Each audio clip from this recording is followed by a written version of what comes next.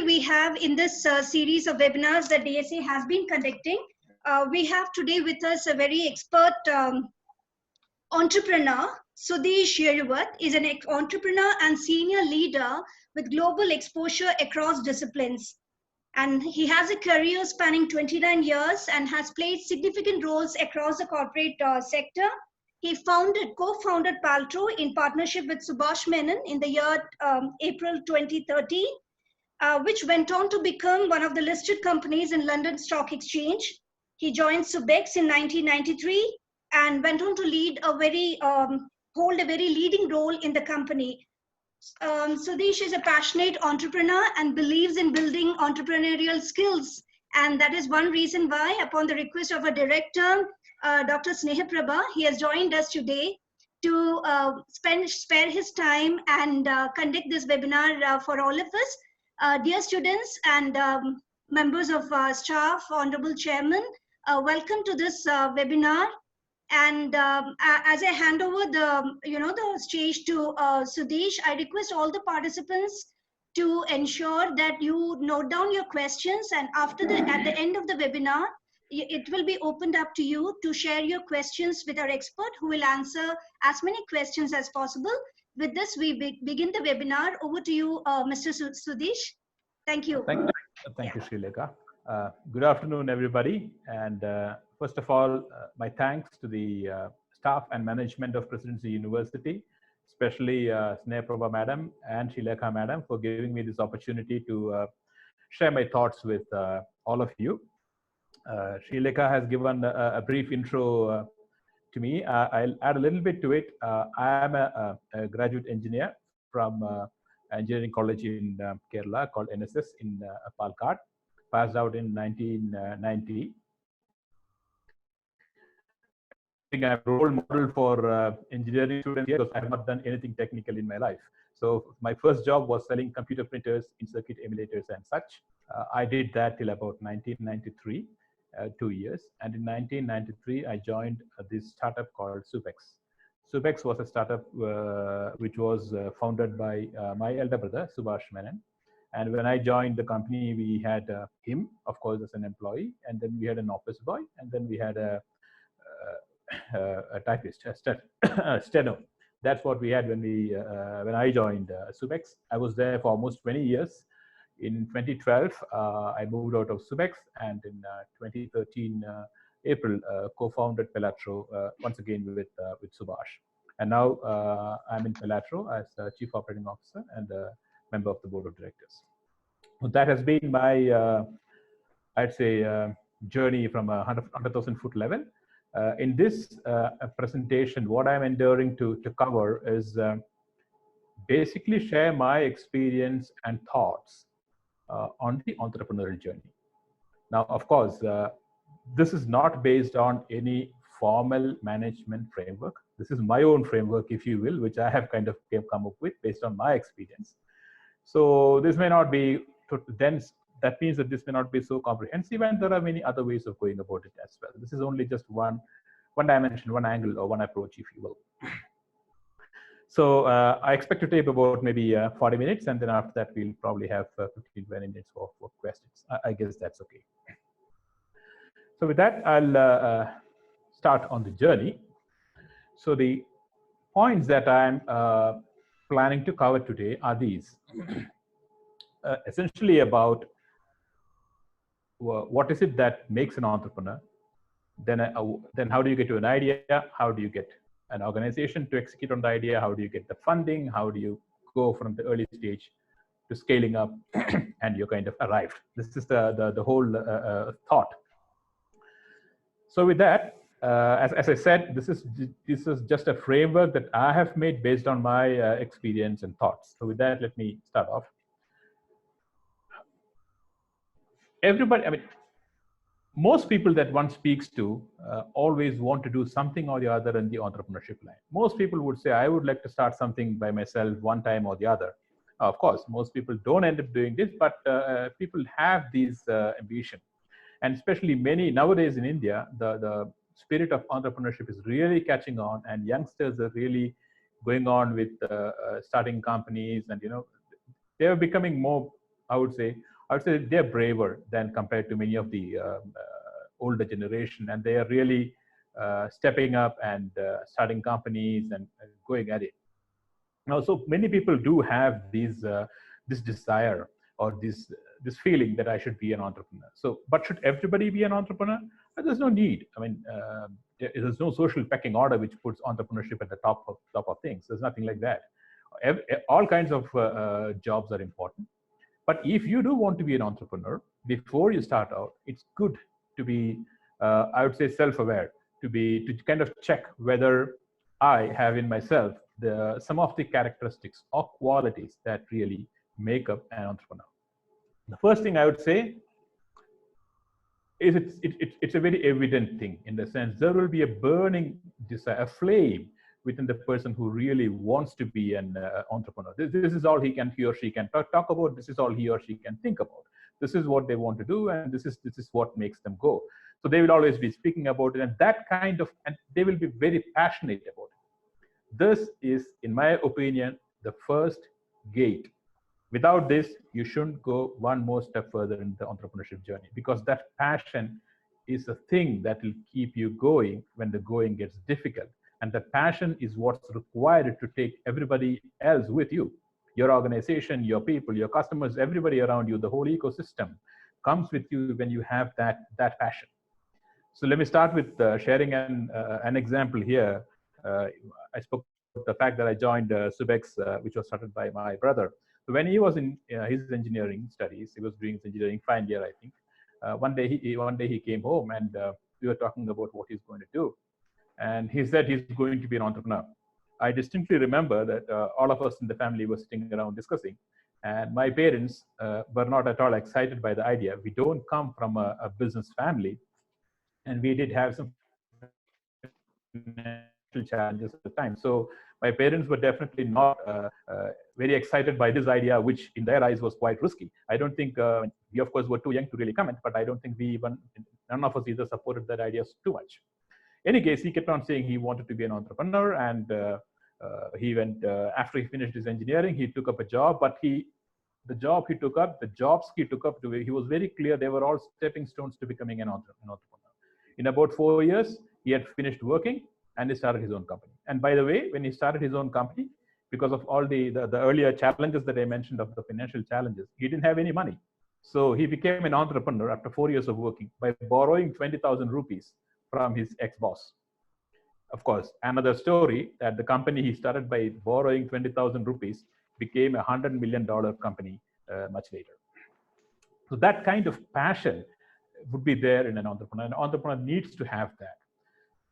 Then, of course, comes the vision, the ability to see possibilities, I would say. Entrepreneurs see possibilities that others don't see. In their math, 1 and 1 doesn't make 2, it makes 11 or 111 or something far beyond. This is how they see opportunities. This is how they see things. They see business opportunities, they see ideas, they see possibilities wherever they look, and they have this ability or knack to identify things that others can't. This is very important. The vision is very important, because the vision is what excites people. When we start out on a journey, why do we start out on the journey? Because we are excited by the possibility of the destination. And that is what is very well to be explained in the vision of the entrepreneur. So this is a great requirement, and this is what makes entrepreneurs, truly great entrepreneurs, stand out, because they have the vision. For example, when Bill Gates started out, all computing companies made their own operating systems. He thought that maybe he could make an operating system which could become the world standard, and he did it. So that is the kind of vision and the possibilities of that he was able to convince other companies, and he was able to get it going.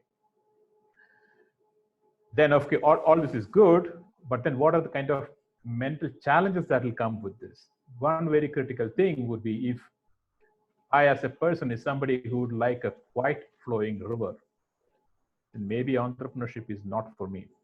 I should be willing to face the turbulent river, because in the life of an entrepreneurship, you don't know when something is going to come from where. You would be suddenly hit with something that pops up on the horizon that you had no idea about. For example, now we are in such a time. the corona. Nobody anticipated that something like this would come. If somebody had told me 5 months back that the whole world could come to a standstill in April, that not a single automobile would be sold across India, I would have laughed. Well, I don't laugh now. I am quite, I am wiser now with having seen this, and it stopped. So this is something that no entrepreneur anticipated, and all businesses have been hit. So now we have the leaders have to think a way out of this problem, and it is for them to lead. And there's no way to run around to seek seek advice or pass the buck. They have to face the music and they have to play the tune. So this is a very important requirement. If I am looking for a very quiet, laid-back life, entrepreneurship is not for me. It is full of excitement. It is full of thrills. So thrills means you fall down, you run up, you get up. All this kind of excitement will be there, and one has to be willing to take it as it comes. That's a very, very important requirement. And one last point I would like to state would be that of self-reliance. This is often, in my opinion and experience, a trait that is not well understood. You know, ultimately, the entrepreneur stands alone.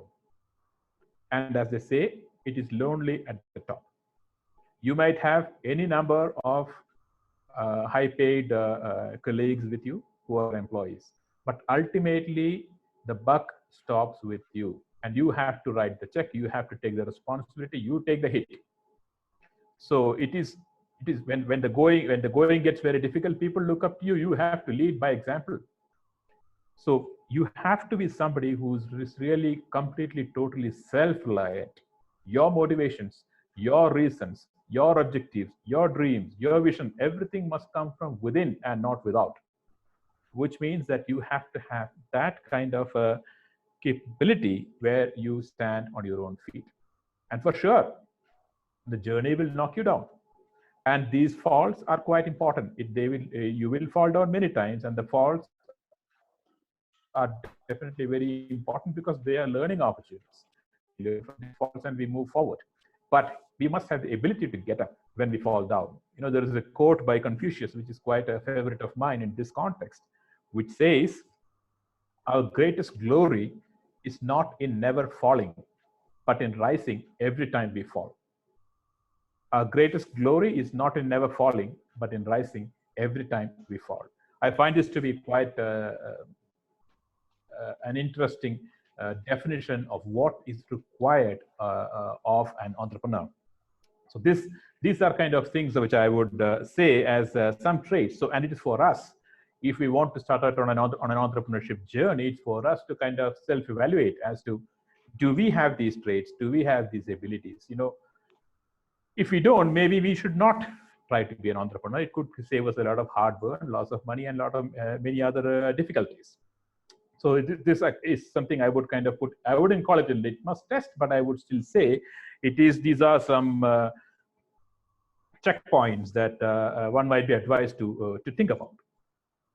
So after this, if we have decided to become an entrepreneur, now of course comes the stage where we have to conceptualize an idea. So what is it that we are going to do? Right, we are going to be an entrepreneur. So what is it that we are going? What is our offering going to be?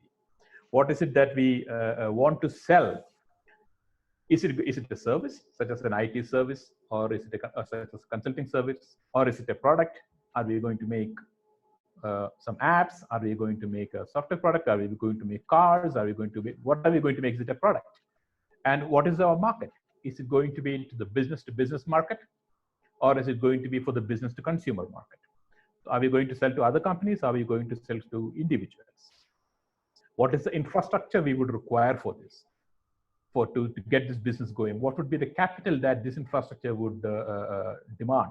So all of these thoughts are associated with the idea that we are going to do. Let me take you through, as an example, let me take you through kind of what we went through. In Subex in its early days was basically a telecom hardware company. We supply telecom hardware and telecom equipment. In 98 timeframe, we decided that we wanted to switch to software because we wanted to grow faster and we had global ambitions, and there was no way we could be a global company by being a telecom hardware vendor. So when we wanted to get into, so now we are like an entrepreneur. We are starting out a new journey. It's into software, new business. So we went through all these steps. What are we going to do? Are we going to do a software services or are we going to do software products? At that time in India, there were already some big players in software services. Wipro, Infosys, TCS, HCL, Satyam. These were all very big guys. So it was very evident that we could never be a top ranking player in the software services sector. We could never be among the leader. And we wanted to be a leader in whatever we did. So we said, okay, fine, let's go into software products. Right. Now we are going to make software products. So to whom are you going to sell? What sector? Now we had been in telecom. We said, okay, so we will continue try to look for products the telecom sector wants. In telecom sector, who? B2B, B2C. We said B2B because that is the kind of business we have been doing. We have skill sets in selling to solution selling to large companies. So B2B. So the Airtels, the Vodafone, this will be our customer, telecom operator. What is the kind of product? So we look at various opportunities. It's very important to come up with many alternatives. We should not simply just go with one idea. It's always good to have at least 2 or 3 different ideas, and so that you can then play one against the other. And we chose one, which is called fraud management. And what is the capital required, etc. So we went through this exact same process, which is the what is the offering, where is it going to be, what's the capital, infrastructure, all that. So once you have an idea, then you, as I said, try to come up with a few alternatives. We did this when we started Pelatro as well. In April 2013, we started Pelatro, but we conceptualized the idea and we had discussions around the idea right from November 2012, when a month after we were out of Subex. So I was tasked with coming up with the idea. So I did my research, did my studies, and I chose 3 ideas. We had discussion between these 3 ideas within our group, and we chose one. Now, when it is very important that we write out the details of these ideas, all the associated aspects. This is because in our minds, when we think, our minds have tremendous capacity. We fly from here to there and there to somewhere else, and so completely lose track. And often things look very, very rosy when we think about it. Try and writing it down on black and white. It's a different story. And it's very, very important that we write it down, because all of our dreams, when you write it down, then sometimes it helps us to kind of get rooted on reality, and reality is very critical if anything is to happen. So these alternatives, write out the details of these, and then discuss these ideas, come up with one. Once we have selected one idea, then we have to really strongly stress test the idea. How do we stress test the idea? There are, if you are oriented towards management, you can choose the fancy things like the 5 forces of Michael Porter, or at the very least, you should be doing things like SWOT, strength, weakness, opportunity, threat. Then you can also do other things like the SFAS matrix, IFAS matrix. These are tools which help you to understand various questions regarding your idea, and that is the critical aspect. You know, I have had in the past many years, I've had people, often friends or acquaintances of friends, coming up to me often coming to discuss some ideas and looking for advice and such. Often what happens is they come up, okay, we have the discussion, they talk about, okay, what they're going to do, okay, and then when I start asking questions, suddenly I find that there are not many answers in some cases. That is the single, it's a very big red sign. This is because we should not be in a situation where we are not able to answer any question put to us regarding the idea. So it is important that we, as the entrepreneurs that are coming up with this idea, we check this very, very rigorously. So we keep on asking questions. For example, if I'm, let's say that I want to get into a business making apps. So I'm saying I'm going to make apps. Wonderful. Okay. So what app? Okay, it's an app for maybe helping you keep up your fitness regime. All right. So first question, is there anybody else doing this? And at that point of time, if I say no, there is nobody else doing it, then the question is, why is nobody doing it? you need to have strong answer for that. Why? Maybe it is not a requirement at all. It's not a real need. It is something that you have in your thoughts. It's not a need. Now, if there are other people doing it, if there is competition, who is the competition? Why should anybody buy this from you and not from the competitor? By the way, this is something which, when you ask this question, I find many people get a little bit offended. When you ask them, why should they buy from you, they kind of get offended. It's nothing personal on these kind of matters. It's all business, and business, that's the first thing that one has to understand in business. We leave our emotions at the door. So why should anybody buy from us? What is the reason?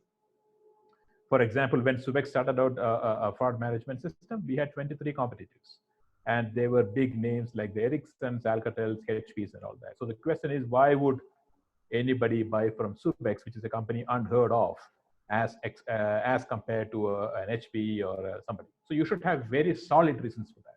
The reasons can be anything. It can be that your product is better. It can be that your price is lower. It can be that your support is better, whatever.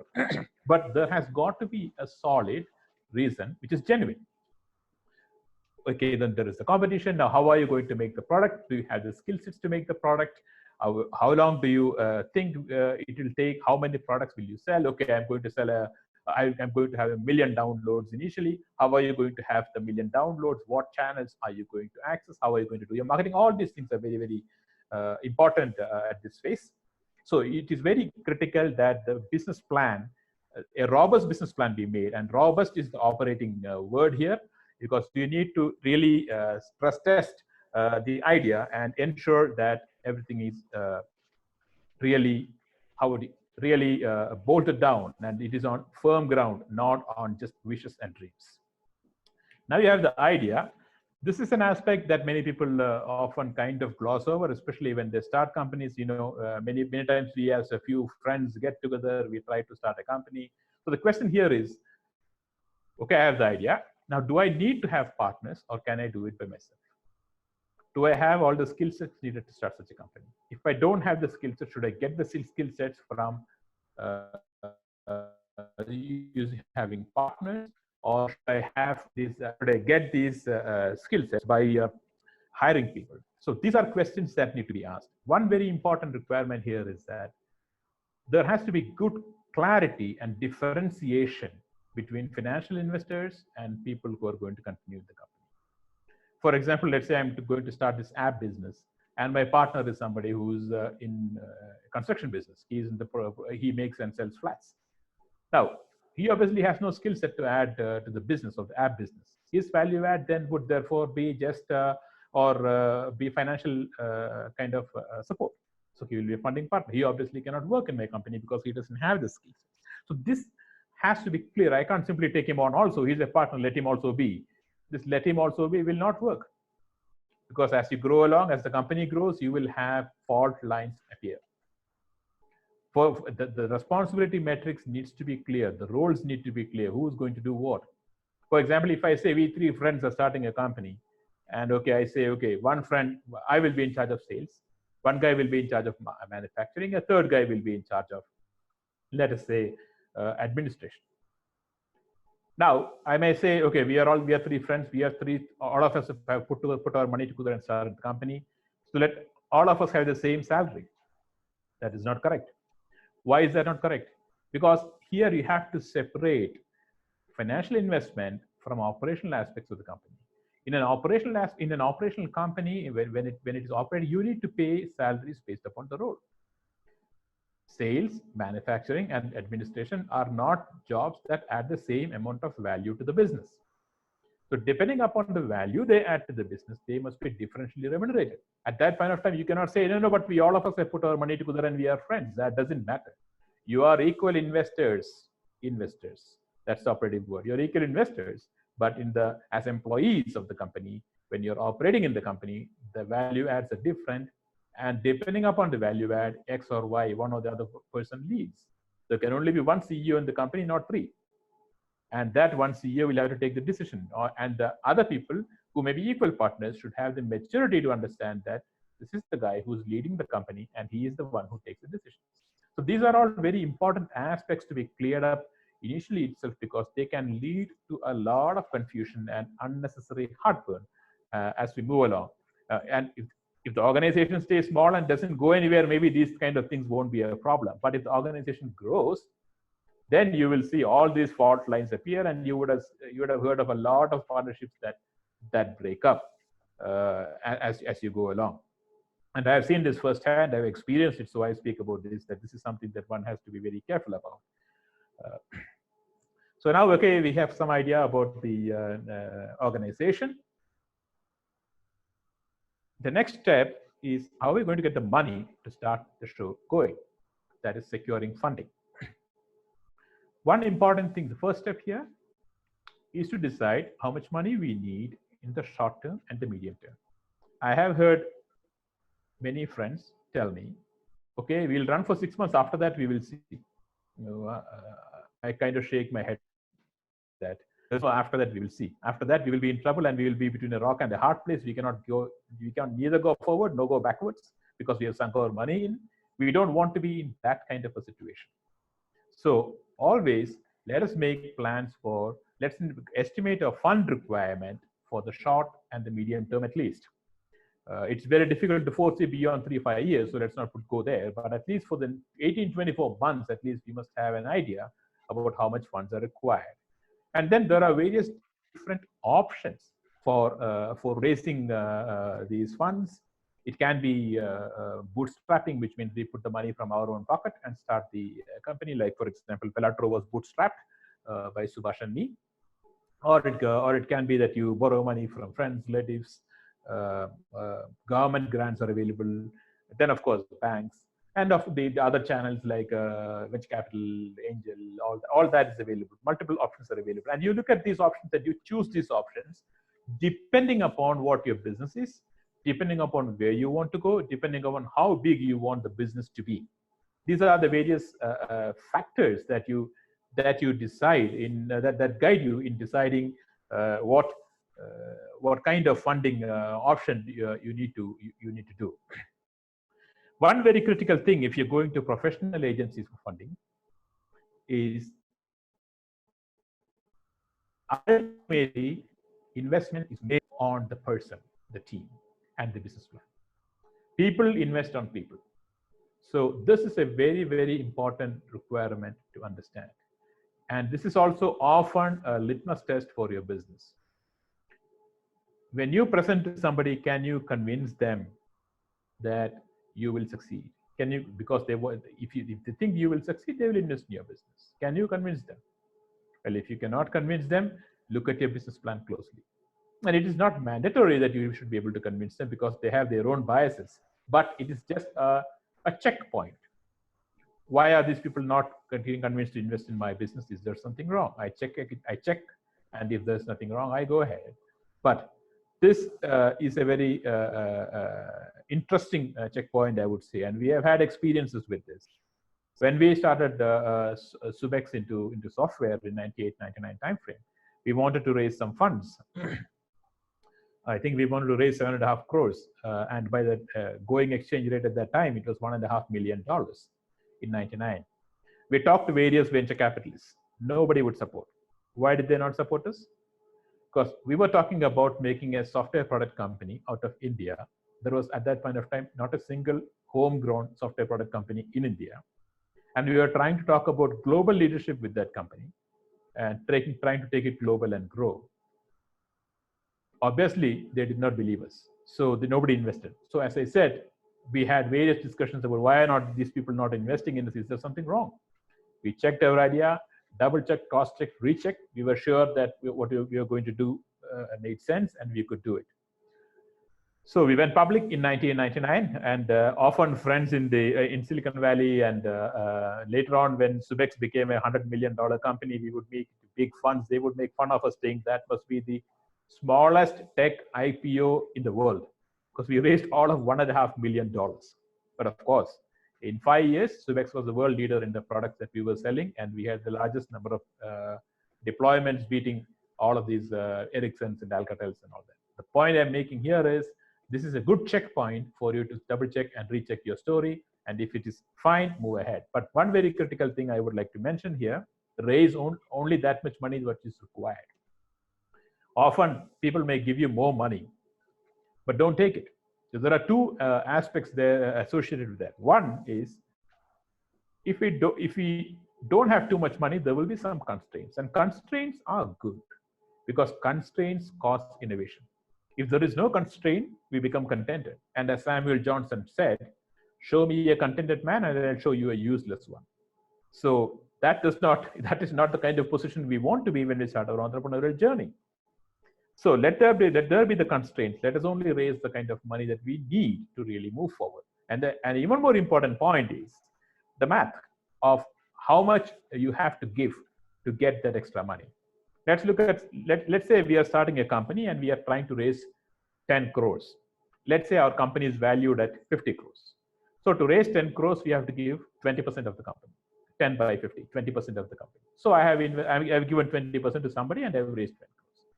Let's say that person says, no, why do you want to raise just 10 crores? Raise 20 crores, do it in a big way, whatever.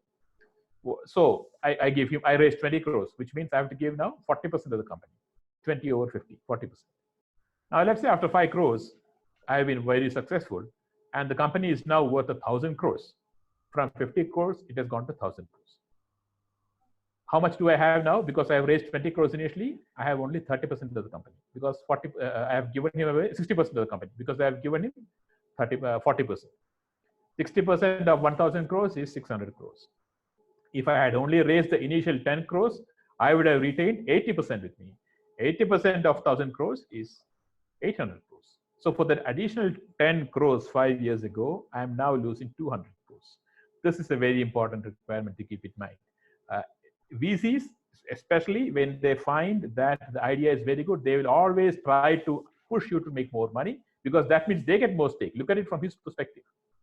For 10 crores, he got 20% more. So he made the 200 crores, not me. So this is a very important thing to keep in mind. So only raise what we need, even if it means a few constraints, so be it. Now we have the money and we are getting on to getting ready to roll out the show. We are getting ready to go on with building the business. We are stepping out. So this obviously now we are going about trying to develop our product and trying to get our first customers and going on. A very important need here at this stage would be to ensure that when developing the first customers, we are very clear on what we're doing. When the first few customers come to you on trust, you have no reputation, you have not established yourself, you don't have any reference customers, you have not done this already, you're just starting out. So who's going to be your reference customers? These first customers are going to be your reference customers. So they need to be convinced on you, and they need to be your brand ambassadors. So they need to get a great amount of value from whatever you're offering, be it your product, be it your service. They should be very, very happy. They should feel, oh, this is a good deal. Let me talk to a few more people about it. That is a very, very critical requirement. And often we have seen people underprepared in delivering to their customers, not being ready and completely messing it up. As a result, customers feel unhappy, everybody feels unhappy, the show doesn't get off. It's stuck from the very beginning. And do understand that the business world is small and round. What do we mean by that? The stories keep going around and round. Reputation makes you or kills you. And everybody knows about everything. Let me give you a story of how this has helped Subex. As I said, Subex was a software product, a telecom hardware company initially. We used to sell GSM equipment to mobile telecom operators such as the BPL, Hutchison, Vodafone, now Vodafone, Airtel, all these companies. So we had sold some repeaters to this company called Hutchison Max, which is now at Vodafone in mobile. And we had interacted with them. The head of technical knew us very well, and he was very happy with our support and all that. This was in 97 timeframe. In 99, we went to him with our first software product, which was of course also for telecom operators, a fraud management system, and they were interested. So we went to them, we spoke, and he, again, the same person happened to be the decision maker here, one of the key decision makers, I would say. We went to them, we presented our product, they looked at it, they liked what they saw. Then, of course, these kinds of institutional buys, they look for various options, they look to see who else is selling. And At the final shortlist for procurement of the solution was Subex and Wipro. Wipro was in this business at that time, and they had 3 customers already in India: Spice Telecom in Chandigarh and somewhere else. Subex, no customers, never heard of in software, not a company in software. Wipro, a biggie in software with existing customers. But this person who had already dealt with us on the telecom hardware side, who knew what kind of people we were, what kind of support mentality we had, and by the way, support is a mentality, support mentality we had, he said to the the purchase committee that if the Subex product has the features we need, we can definitely buy from them, and I will take full responsibility because I know they will deliver. So you see, the reputation we had built up in the hardware side helped us here. If that was bad, no deal. And Hutchison Max was our first customer in '99, and from there we started building. And we got many customers after that, and they were all references from various initial customers came to Hutchison for reference, and then they became references. So this is a very important aspect, I would say, of ensuring that we keep our customers happy and deliver great value to them. And another critical aspect that I would like to mention here is about constantly checking your business plan, which you had made during your conceptualizing idea stage. Keep checking your business plan. There would be hypothesis in the business plan. For example, there would be hypothesis about the value that the product gives to customers. There would be hypothesis about what kind of organization structure you need, or what kind of marketing plan you need. So keep checking these hypotheses. The early stage is a great opportunity to check those hypotheses, because when you are still young, small, and nimble, you can make changes very quickly. And if there are any changes to be done, the cost to making the changes and the cost of going wrong is much less. So check for the hypotheses of the business plan, stress test them, keep moving, keep modifying, and be honest about it. I have had many situations, many times I have spoken to people who have whose business plan, when you look at it and you start questioning them seriously, they give you answers which are not necessarily very straight. Oh, this is okay. Yeah, that's okay. What about the cost of packaging? Oh, that's so minimal. Need not be considered. This is not how you go. Everything has to be bolted down. Everything has to be checked, and you need to ensure that you're really smoothing out any wrinkle in the business plan, because this is what's going to take you forward and help you to build that big business. And one important aspect as well about being frugal. I've seen scenarios where people start out and the first thing they do is get a very swanky, plush office. They've got the funding, let's make the office. Do you really need it? This is something that you need to ask yourself for any expenditure that you make at all times, but even more importantly at the early stage. Do we really need to make that expenditure? This is something that we need to really think about. Frugality is a virtue. Sam Walton, who built Walmart, was very well known for his frugality. Berkshire Hathaway looks very closely at this aspect of companies when they invest. That's Warren Buffett. So frugality it should be a culture that is built into the company. Let's not fly business class from day one. Let's earn it. Let's go past the early stage. Let us scale up. Let's build a big company. Then let's do our business class and whatnot.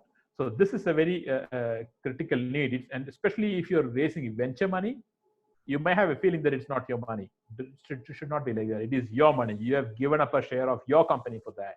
You have paid a good price for it. So you have to use it wisely and not throw it away on unnecessary stuff, so that later on, when you really need the money, you have no more and you have to raise, which means, again, diluting your shareholding in the company. Finally, due to whatever unfortunate reason, if things don't go as per plan, then we need to know when to stop. That is what I call stop loss. Sometimes if things aren't going, sometimes things don't play out. Like we know that 9 out of 10 ventures fail. So if we are unfortunately among the 90% that fails, we should know when to stop and stop throwing good money after bad money. So this is a very important point, to know when to stop, and that is why the business plan is very critical, because a well-made, well-followed business plan with good KPIs, lead and lag indicators, will tell you what's happening and will tell you, really open your eyes about things going wrong. It is also good at this stage to have a mentor or a friend who is honest and who will show you the issues that you're facing by looking at the business plan. And now, of course, we have been successful. And one more, and of course, many people do ask me in the initial stage, with all the challenges, how do we get the first customer? There is a quote that has stuck with me and which I always tell people. What matters is not the size of the dog in the fight. What matters is the size of the fight in the dog. Let me repeat. What matters is not the size of the dog in the fight. What matters is the size of the fight in the dog. So this is a quote which I've often used with even in customer situations. When when Pelatro started out, one of our competitors was IBM, the huge IBM with the billions of dollars at their disposal. So when we got to, I specifically remember a situation where we got to a final with the customer, final selection between us and IBM, and then we said this quote. We said, what matters is the size of the fight in the dog. And we may be small, but we have much bigger fight than IBM. What do you mean by we have much bigger fight than IBM? We have much bigger commitment. We'll give you more focus. We'll give you more attention. We'll give it our everything. For IBM, your business is a drop in the ocean. For us, it is the ocean. Your business is the ocean. We'll give everything to it, and you have access to anybody within the company, and we'll give you the fullest support. This is a very, very critical point, and the customer fully understood it, appreciated it, and bought from us. Of course, they would make the judgment based upon how you have been conducting with them. Have you been showing that commitment? Have you been, if you said that you will get back today, did you get back to them today, or did you get back to them 3 days later? These are all aspects that people consider. How have you been behaving? What has been a display? And if that kind of commitment has been a display, people will go with it, because people intuitively, everybody understands that what really matters is the size of the fight in the individual or the company, and not really the size of the individual or the company. So we have now gone past this stage of early stage, and as famously conceptualized by Jeffrey Moore in his book Crossing the Chasm, we are now beyond the chasm. We have gone. That is a book I would recommend for everybody who's starting any type of enterprise, because it really brings out some very critical points that one should be aware of. So we have gone past the chasm. We are now starting to build our company, and how we're going to scale up. So in scaling up, it's a very different thing from what it was when we were trying to, when we were in our entrepreneurial style. An organization has two distinct phases. One is the entrepreneurial phase. Next is the scaling up phase. In the scaling up, in the entrepreneurial phase, what is required is move fast, move quickly, ability to jump, ability to go from A to B very, very fast. Whereas when you go to the scaling up phase, what is required is predictability, efficiency, robustness. These are all what people start looking for. So, and this is really a big shift and a big change in mindset. So the first question is, are we capable of it? If we continue to, when you are, for example, let's say you are in the construction business and you are trying to, you're making flats and selling to people. Maybe your first project is to make a building with 6 flats. So you are there every day overseeing the construction. Okay, there is a shortage of cement. You go here, you go there, get the cement. Shortage of something else, you get it. So you're everywhere and you're managing everything. Fully adrenaline pump journey, but you're managing everything. Okay, you've grown bigger. Now you have 15 projects running at the same time. Can you be at 15 sites all at the same time? You cannot. So that is where the scaling up becomes very, very critical. So there you want predictability. You want to know how things are going. You want to know, okay, this project will be in this phase at this time. It has to be at that phase at that time, which means you have to bring in the necessary processes. In the entrepreneurial time, processes may as well actually hamper you. But to really scale up, you can't do it without processes. So this is a very different mindset that we have to have. And this is something that comes from us. So if and more often than not, many organizations do not cross the chasm. They fail because the founders could not scale. They were always in the entrepreneurial mindset. They could not go beyond. It's a very different thing to run a $5 million company, and it's completely something else to run a $100 million company. And the kind of structure, the kind of processes, the kind of policies are all very, very different. And you should be able to go from here to there. And most importantly, if you find you're not able, you should take a back step. I know many founders who started their companies, gotten it to pass the first million, got it to $3 million in revenue. Then they have realized that they are not the right kind of people to make it grow. So they have actually taken a step back. I knew one guy who was actually a project manager, but when I checked, he was actually co-founder of the company. I was quite taken aback, but I salute his wisdom. He realized that he is not the guy to be the CEO or the sales head or whatever. So he stepped back and he took a role that he thought he could do well. This is very, very critical. That's a great level of maturity displayed, I'd say. So this is the scaling up is a very important aspect. And as we scale up, we should always keep our eye on the business plan, eye on the goal, keep improving the business plan. We shouldn't be complacent. Okay, we have now become a $50 million company. We have now become a $100 million company. We shouldn't be complacent. We should keep pushing. We should keep trying to grow. After Apple, even when Apple was a big success, Steve Jobs said, "Stay hungry, stay foolish." What did he mean by stay hungry, stay foolish? Stay hungry means keep pushing your boundaries, keep wanting to get to new heights, keep thinking about new opportunities. And what stay foolish? Stay foolish is be willing and be brave to do things which people are saying can't be done. Don't just step back from your dreams. Don't be complacent. So stay hungry, stay foolish. Keep pushing for new boundaries, pushing your boundaries, and keep trying out new things, trying out new innovations. Do foolish things. Some of them may fail, no matter. As they say, a ship in harbor is safe, but that's not what ships are for. So you set sail. Sometimes you may run into danger. Well, as Confucius said, get up again and keep running. But one very important aspect here, which really changes from the entrepreneurial side, is execution. Good execution is the make or break in this kind of a thing. Often, if you talk to business school graduates or all that, they're all on strategy. All 10 of them, all 1,000 of them that come from business school, all of them want to be doing strategy. Strategy is very important in a company, but equally important, and sometimes even more important, is execution.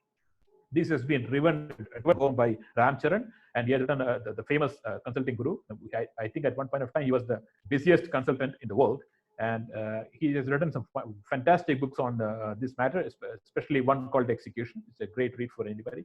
So execution skill set is very, very critical if you want to really build an organization that's going to last and that's going to grow. Now I come to the final part of my presentation. We have spoken about the journey. We have spoken about the various, quote unquote, difficulties in becoming a successful entrepreneur. And sure, it is not for everybody. It is something that there will not be a dull moment in your life, let me put it that way. It is something that is quite challenging. It is something that requires one to be on one's feet, always being faced with various issues or the other. You never know, and you have to put in 14 hours every day for years. But it is one of the most exciting journeys or career paths that one can have in one's life. It is one of the most fulfilling career paths that you can have. And ultimately, you also make a significant difference because you create jobs. So let me say this, while all of this might sound a little bit challenging, let us never forget this quote. It is not because things are difficult that we do not dare. It is because we did not dare that they're difficult. If we simply step up, put our step forward, start our journeys, let's do that. We may fall, that no problem, because it's up and keep running. That is the name of the game. So let us all, if we want to be entrepreneurs, let us put our step forward and start a journey. The difficulties will be there, but we will and we shall overcome those difficulties. So with that, I come to the end of my presentation. If there are any questions, I'd be happy to take those. Yeah. So, Sudesh, yeah, ma'am, you want to say something? No, carry on. We'll see little later. Yes, I'll you can just It was a very interesting session by you, Sudesh. I'm sure the questions are coming. Thank you. So I'll just highlight a few points that you spoke. You started with talking about the burning desire or passion, which leads to your vision, and you cautioned young entrepreneurs that it's always lonely at the top. They should be willing to take risks and be self-reliant. I like the fact that you talked about it is important to write dreams down. As an English language teacher, person, etc., I would like to know, how do you think writing dreams down, how does that really help? Because I believe in writing a lot. So if you could elaborate on that, please. Oh, I am strictly speaking about the mundane life of a businessman, not that I of a know, poet or an artist. no, Okay. understood So that, but why from that, writing? Why yeah, writing? why writing? Because when you write down, sometimes I come up with some fantastic ideas, but when I write down, I have a particular style of writing down. I use a technique called mind map. And when I write down and I break it down into pieces, sometimes things look very silly and foolish. So it makes me, I am able to better flesh it out and make it far more comprehensive when I write it down. Right. Okay. Srilekha, Manish, somebody raised their hand, so I can't make out. Did you? So I'll ask the speakers to put the question in the chat. I've got a question from Keshav. Keshav Ganesh is asking, he is an engineering student with a new product. If I am an engineering student with a new product, is it preferable to start a business with a business student or learn the skills and take sole ownership? He's a student, he has a product, and he asks, is it preferable to start business with a business student, or should I learn the skills and take charge? Well, Keshav, you are in the same position as we were. Subhash is an engineering graduate. I am an engineering graduate. None of us have management degrees. We have never done any management course. So my answer, obviously, I would say I'm biased, but my answer would be that, okay, you can start it by your own. And management is basically common sense. And management is something that you can understand by reading. If you have a slight inclination towards philosophy, you will easily get management. So that's what management is all about. So I would say you can start yourself. No need of any management expertise specifically. Okay. So I hope, Keshav, you got the answer. You have to be a self-starter. You necessarily need not have a management student with you. You can go ahead, right? Okay, so waiting for more questions, but before they come up with questions, I had one question. You mentioned two books, okay? One you said of Ramcharan towards the end of your speech, but before that you mentioned a book. I couldn't get the name. I thought it will be beneficial for all of us to know which book. Casket, I didn't get that. Crossing the Chasm. Crossing the Chasm? Crossing the Chasm, yeah, CHASM. Okay. That is by Jeffrey Moore. Jeffrey Moore, okay. There's also one book I should have mentioned in that context, which is about how you always, even when you're a big company, you always keep, how you're paranoid about your business and how you keep looking. That is by the famous Intel CEO, the legendary CEO, Andy Grove. The book is called Only the Paranoid Survive. Okay, okay.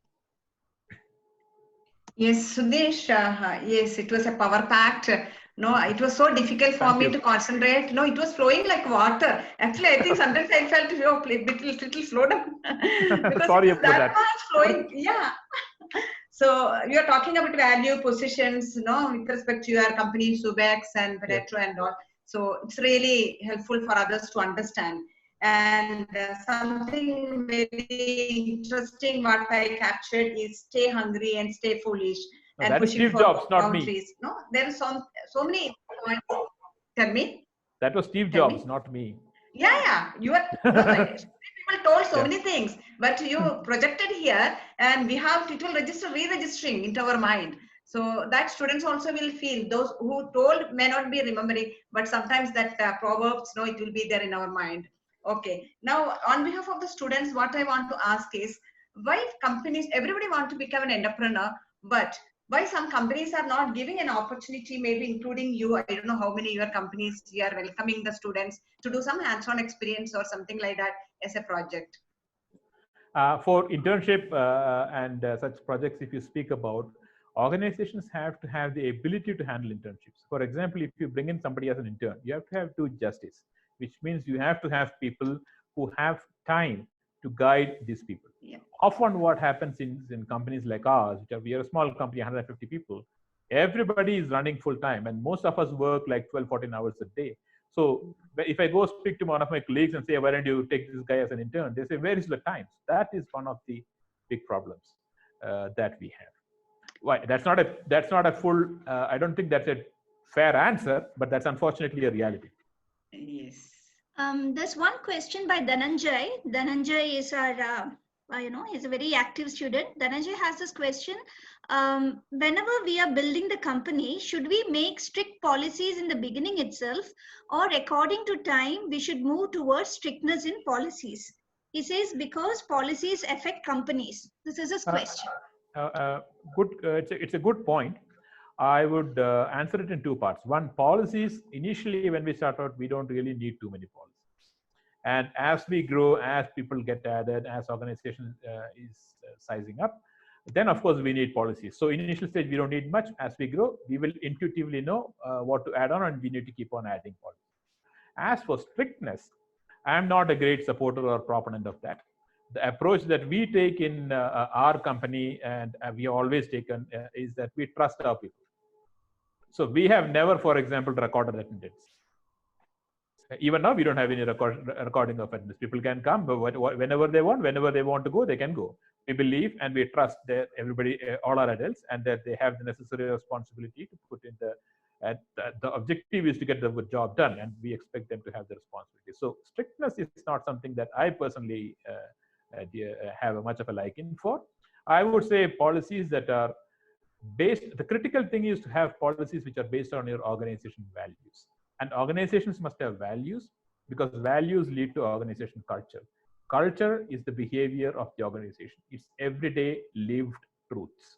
So the culture decides how your people react to the scenarios, to various situations in the company. So your policies should ultimately go down to your values. I don't think we have the time. Otherwise, I could have spoken about the famous bell curve of GE and how bell curve doesn't necessarily fit all organizations as a policy. So there's another question, QCOM, I don't know the name. Do we have to know everything around a business or product when we start, other than the product details? We have to know at least who is going to buy the product, why do they buy the product, what value is the product going to give to them, what price will they buy the product at, who is the competition, and how are we better than the competition. These things at least we must know, in addition to the product details and how to deliver. Okay, that was by Rahul Chandran. There's one more question. Is it mandatory to register the name of the organization before working on products, or can it be registered later? Well, that depends upon the legalities. For example, if you plan to take, how would you say, if you patents on the product or anything like that, you may need to do registrations. So, but that's purely a legal matter, as associated with ownership and stuff like that. Okay.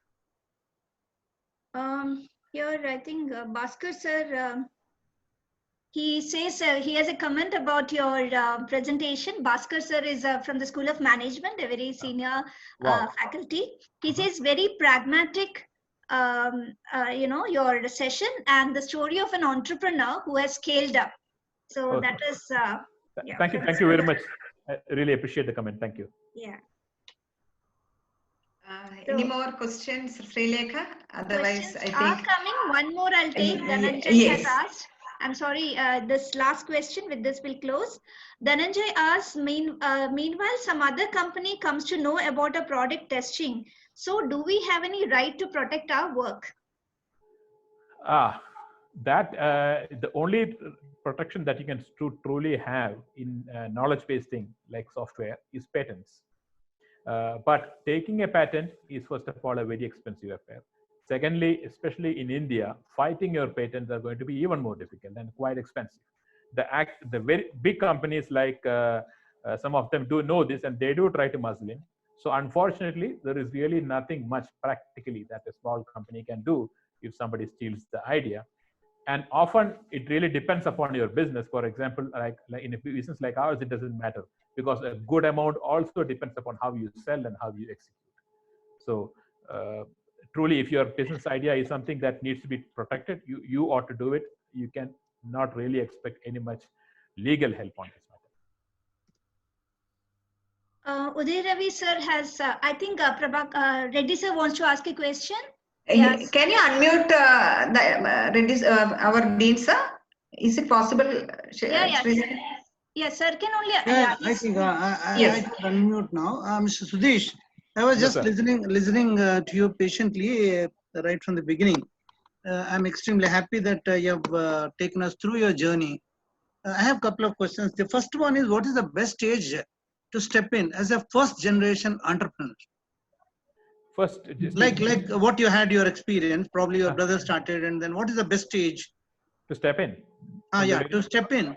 From the very beginning. Even though my brother started, actually I was always with him. We used to stay together and I used to help him as well in some matters. And from the software product journey, we were together. We both started it. I was part of the startup. It is always best to be there from the beginning. See, the people who found the company, nobody can replace a founder. The passion that the founder has, nobody can have the same passion.